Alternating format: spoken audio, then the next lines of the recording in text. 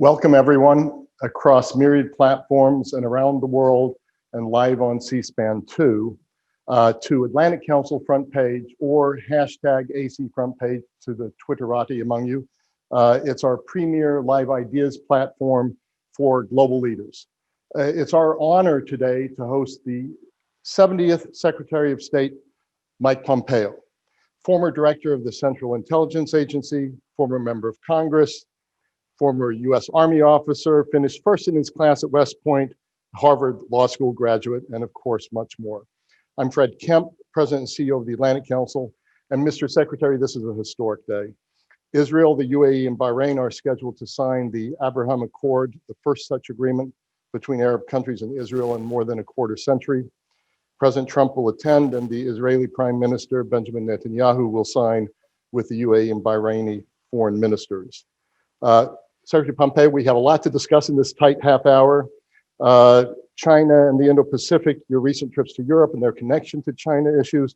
But let's start with the Middle East, though I know you also have a few prepared comments. But my first question would be looking at the long-term implications for the US and the region of this accord. How does the US alliance structure look longer term? What does this shift strategically? So whatever opening comments you have, and then let's dig into the Middle East. Well, first of all, Fred, thanks for having me. It's great to be with you all today. It is a big day. I will literally, as soon as we wrap up here, I will head over to the White House for this historic opportunity for these three nations to sign documents that will recognize the reality. And maybe, Fred, that's where I'd begin with respect to the Trump administration's approach to the Middle East. I have prepared remarks. I'll skip them for the sake of having a good conversation. The strategy began with the reality. For decades, this town's foreign policy with respect to the Middle East gave the Palestinians a veto right, said that they could act in a way that prevented any Arab nation from engaging with the most important democracy in the Middle East, whether that's commercial, security, relationships, all the ways that nations interact. We took a different view. We laid out a vision for peace that had another element, which was the deep recognition that the primary destabilizing force in the Middle East was not the conflict between Israel and the Palestinians, but was rather the threat posed by the extraterritorial ambitions of the clerical regime in Iran. So we flipped what the previous administration was doing on its head. We identified Iran as the strategic threat to the United States of America and began to lay out a set of policies that would deliver security for the American people related to that. So whether, and I was in Doha this weekend, it's not disconnected either. For the first time now in 20 years, Afghans sat down together to begin to pound out what a reconciled, peaceful Afghanistan might look like. Under no illusions about who we're negotiating with, who these parties are, how difficult that process will be. But it's a recognition of the reality of the things that America has accomplished. There's fewer than 200 al-Qaeda left in Afghanistan today.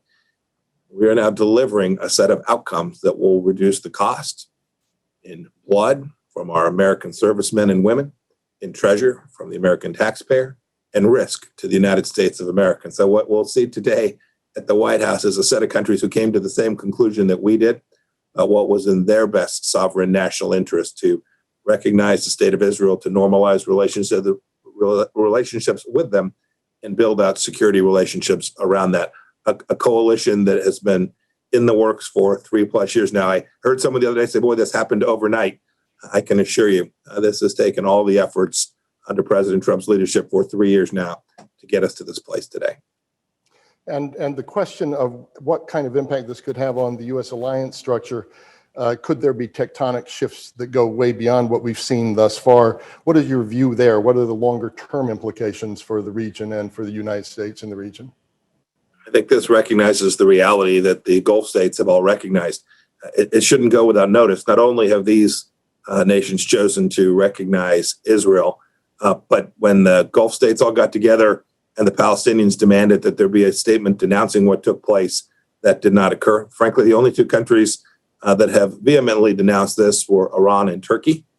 And so, yes, there is a big shift in how these alliances are set. The previous administration took an Iran-centric focus, funneled hundreds of millions of dollars to the Islamic Republic of Iran to enable them to underwrite Hezbollah, the Shia militias in Iraq, to undermine Lebanese and Iraqi sovereignty and stability, created chaos inside of Syria. This administration has taken a fundamentally different approach to creating an opportunity for increased stability in the Middle East and less risk to America.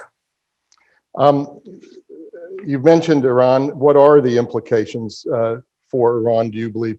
This week reported to be weighing an assassination attempt, the U.S. ambassador to South Africa. As you know, Mr. Secretary, I was in the Middle East at the time that we hit Qasem Soleimani, the Iraqi general, and Abu Mahdi al-Muhandis, the Iraqi commander. That assassination attempt was ostensibly to be in revenge for that hit. So I think the specific question is the implications of this agreement to Iran, but also a little bit of context of where you think we are right now in that struggle. Well, we should take the Iranians' word for what they think about these set of agreements.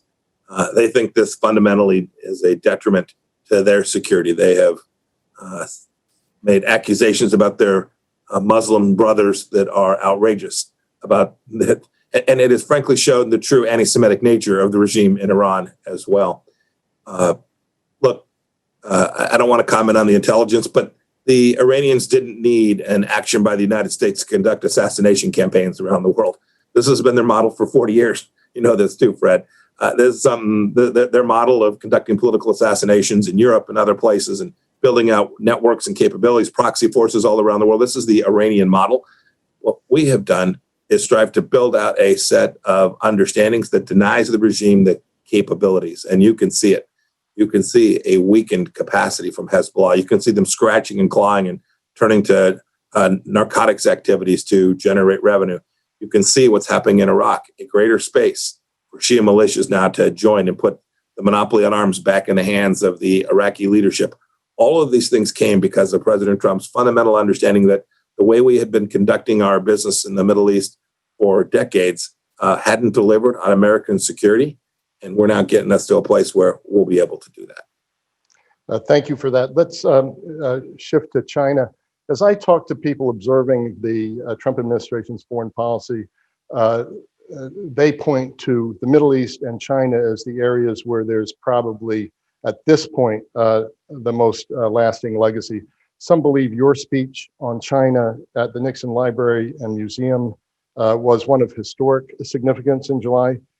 Following the speeches of the National Security Advisor, the FBI Director, and the Attorney General, there's direct comparisons being made to Ronald Reagan and his trust and verify. You said distrust and verify. You called China for its, quote, desire for global hegemony. How would you view this comparison to Reagan toward the Soviet Union and Pompeo Trump toward China? And do you want the same outcome that Reagan eventually got with Moscow, which was the collapse of Soviet communism? Well, the outcome, of course, that we're seeking is to ensure that the rules-based system that has benefited not only the United States of America, but freedom-loving peoples all around the world is the dominant force for the next century, for the century that we're in as well. That's the objective set. That is, in fact, when I talked about Chinese desire for hegemony, that's what I'm speaking to. That's what it is they're trying to undermine. It's what the Chinese Communist Party says. We should take them at their word. When Xi Jinping talks about national rejuvenation, he's not talking about a party. He's not talking about having a really good day and a celebration. He's talking about the Middle Kingdom. He's talking about these central ideas of nationalism, Chinese nationalism, and the Marxist-Leninist underpinnings of his regime. He's dedicated to that. He's committed to it. He's put resources against it. They have a model that is highly developed of state-sponsored enterprises and their civil-military fusion program. These are things Xi Jinping knows. And for an awfully long time, the West sat on its hands. We turned the other cheek. What I spoke about at the Nixon Library most clearly was a need to reorient and recognize that whatever the policy that were chosen back in the 1970s, whether they may well have made sense at the time, they no longer make sense for the security of the American people. This isn't just a security issue. This is a fundamental understanding about how economies grow and how we preserve jobs and wealth creation and prosperity here in the United States of America. This is central to the Trump administration's foreign policy. I believe it's going to be central to every administration's foreign policy for years to come. Trump administration critics say it would be easier to counter China, as you said, for years to come into future administrations, if we had done more to rally allies. I know you've been in Asia and Europe doing exactly that. Where do you feel you've succeeded? Where do you have worries? Whether you look at Germany, South Korea, Japan, even the UAE, they all have China as their number one trading partner at the moment.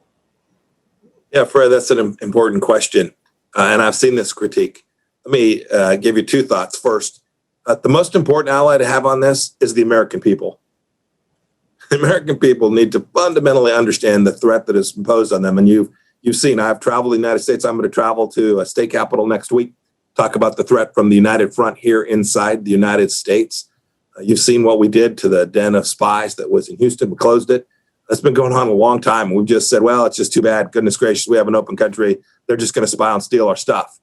President Trump has said enough. We're not going to do that. And so the most important group that we need to make the case for is to convince the American people of this threat and this challenge. And I think we've gone a long ways into communicating transparently about why it is the case that allowing tens of millions of jobs to have been stolen through the Chinese Communist predatory economic activity here in the United States cannot continue. That connects deeply to the second piece of this, which is, to your point, international allies. I've spent my year and a half as director of the Central Intelligence Agency, and now, goodness gracious, coming on 2.5 years here as a Secretary of State, all around the world, talking to them, not coercively, not threateningly, just data, just facts about what the Chinese Communist Party is doing to their people and to their country, and to the threats that it poses to their sovereignty. And I must say, it's been rewarding over the last 6 or 8 months to watch the shift. The world has awakened. My view is that the tide has turned. I think whether it's their recognition of the cover-up that took place with respect to the Chinese virus, whether it's the predatory activity that's now falling flat all across Africa, whether it's the ASEAN countries who I spoke with in multiple meetings last week, coming to understand that these attacks on their economic activities inside their own resource zones are things that they have the capacity to stand up to, so long as America is prepared to do it alongside them. I think these are powerful shifts in the world's view of the threat from the Chinese Communist Party. And I think commercial activity, that engagement with China, will reflect those risks. I've seen it. I've seen it from American business leaders. They understand now much more clearly the political risk associated with operating inside a country dominated and controlled by a single party, the Chinese Communist Party. General Jim Jones, Executive Chairman Emeritus of the Atlantic Council, former National Security Advisor, Supreme Allied Commander Europe, sends in a question along those lines, or digging a little bit deeper. It seems to many of us that China has made Europe an epicenter, almost a target of its global efforts. You've been to Europe recently, you've talked to people. Specifically, you've signed secure 5G MOUs, Slovenia, elsewhere. His question is, how will you effectuate those MOUs, and do we have an alternative to Huawei to offer our friends and allies? So Jim asks, as he always does, a good question. What we can do at the United States is we have the capacity to control information that, for example, comes into our embassies. I'll give this as a micro example. We've now told the world that information coming to our embassies must only come from trusted vendors. It means it can't come across a system that has the capacity to flow information back to the Chinese Communist Party or the MSS or their national security apparatus. So there's a micro example, but we're building these systems out with our allies and friends, with the Australians, with the Japanese, with the South Koreans, with the Indians, each of whom has come to have a shared understanding of the threat. As for alternatives, I was very distressed to find the gap between Huawei and American technology with respect to 5G, or for that matter, Western technology.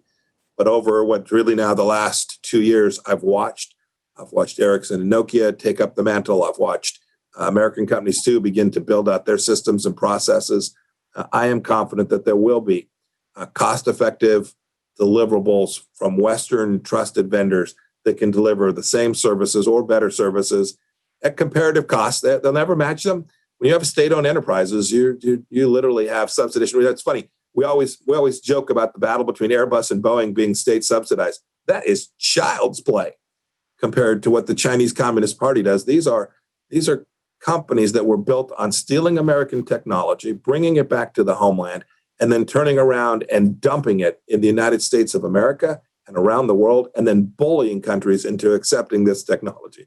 I think nations come to understand that when the Chinese show up and say that it's free, nothing could be further from the truth. They've now come to recognize the real costs connected with putting untrusted vendors in their systems.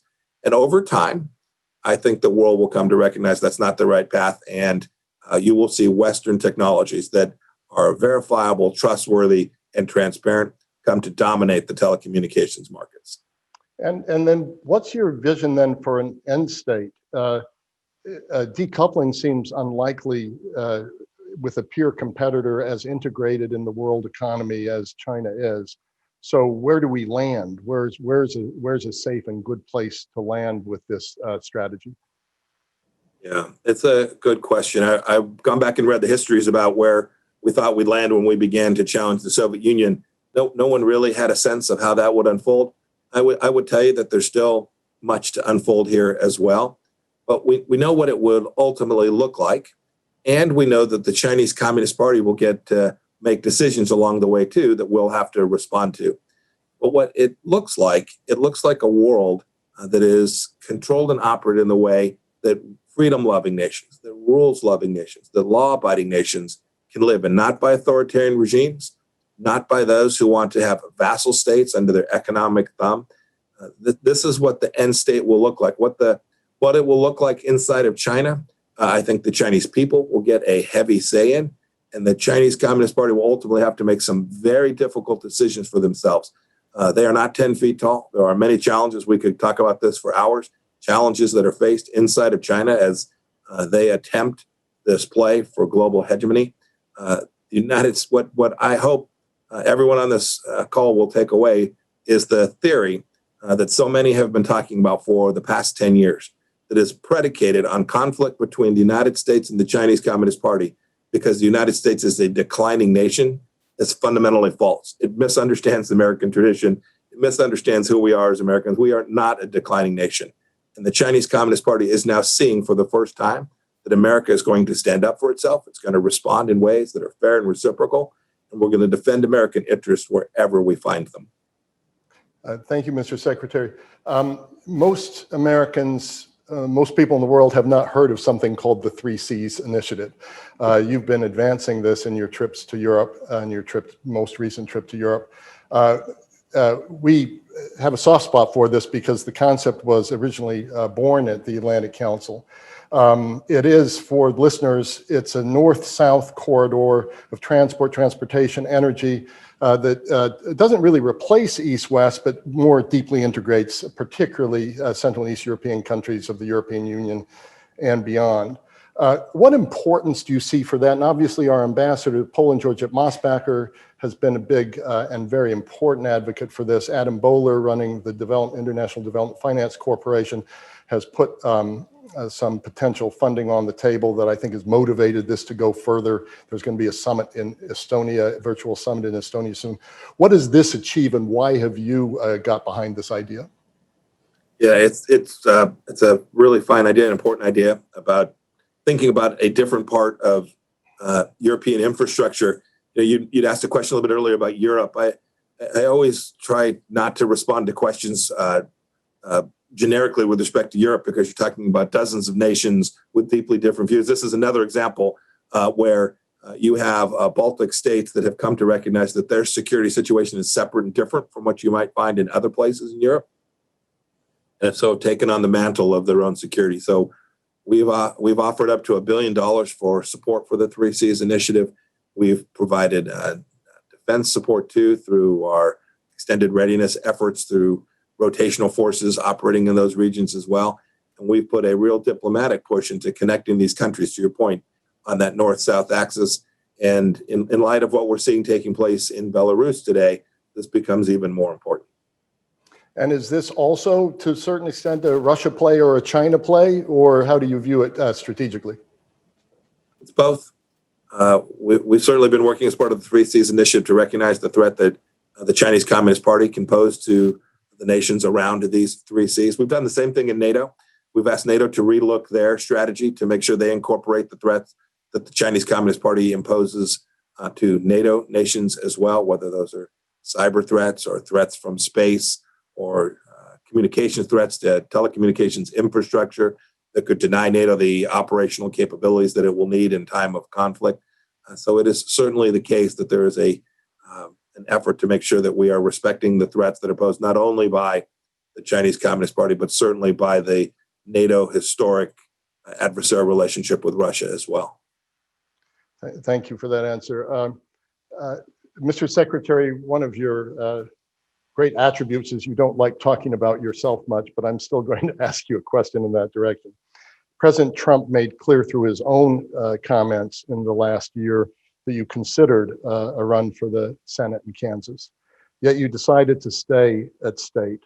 And you've spoken of staying as well, should there be a second Trump term. What motivated that decision?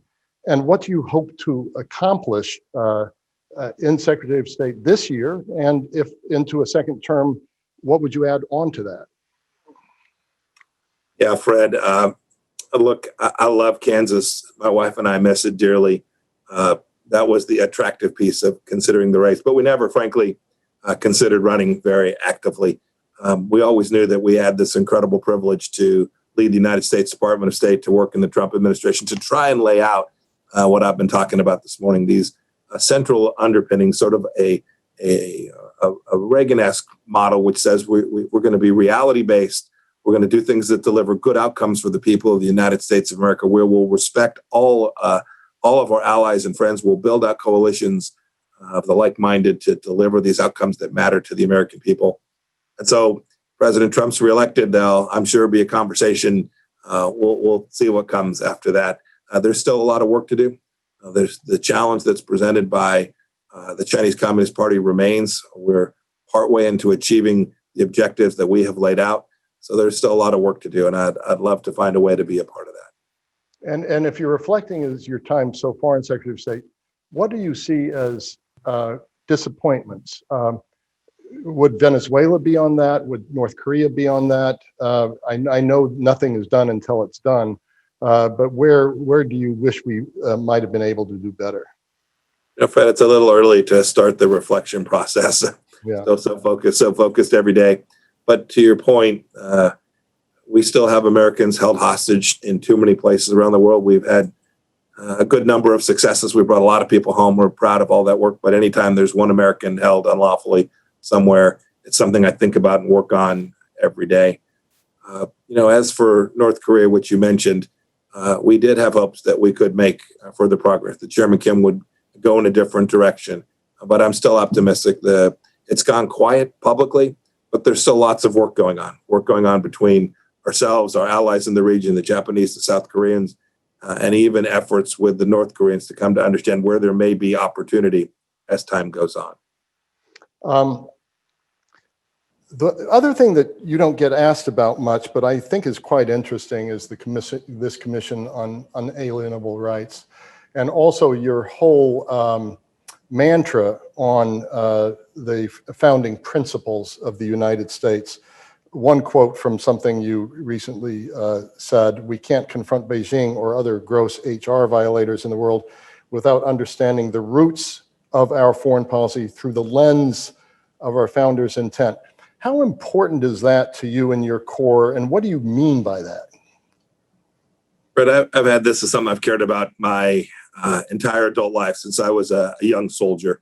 The idea that America is a deeply moral nation and it has a set of founding principles upon which that morality is based. And so I've had this opportunity to watch, both as a member of Congress and now in the executive branch, what I consider to be an enormous crisis in human rights in the 21st century. Watch nations like Iran and China use human rights language to cover up for the most unbelievable human rights violations. What's taking place in Western China is unrivaled in this century. I've called it the stain of the century.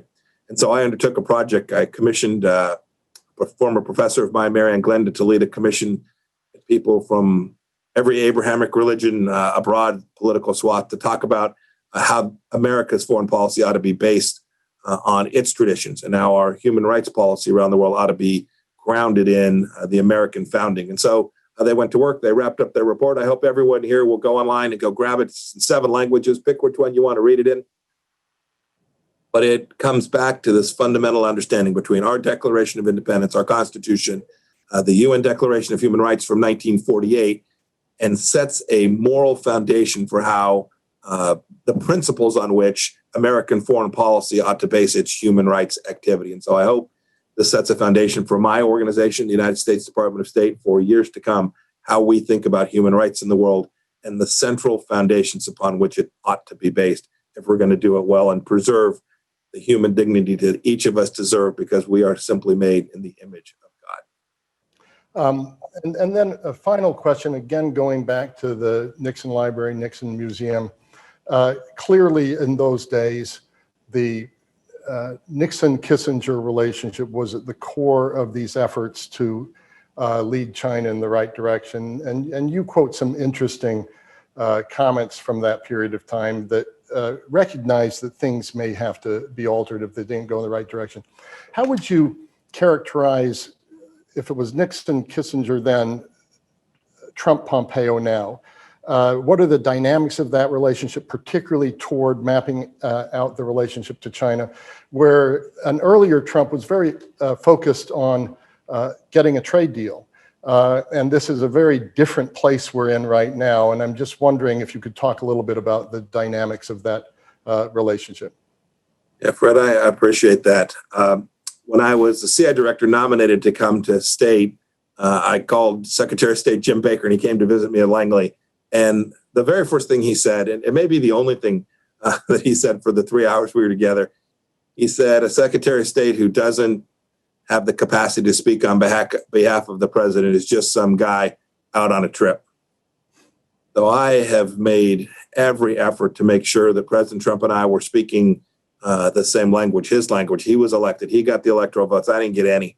That we were talking about these things in ways that when I represented something that the United States was doing, wherever I was traveling, I was speaking on behalf of the President of the United States of America. And so I've worked hard in making sure that relationship was good and sound, and that we had a set of common understandings. We don't always agree. I make recommendations to him. He takes some of them he has a different view. I then go execute them as vigorously as I can, and I drive my team to go do that. You mentioned something, Fred, and I know this is the last question. I really appreciate this opportunity today. You mentioned the president began talking about economics issues, trade issues with China, and we've now moved past that. I don't see these as disconnected. The central threat that the Chinese Communist Party, the central tool that the Chinese Communist Party has used to build out its hegemonic capacity is its economic might, its power, the power of a market of 1.4 billion people, where it can suck in American businesses to do the most outrageous things and just tell the Chinese, that's okay, you can get away with human rights violations in your country. We're going to take a pass. That is, we may oppose things here. We may support groups here in the United States, but we're not going to do a thing to protect human rights inside of China, even though we take lots of money from them.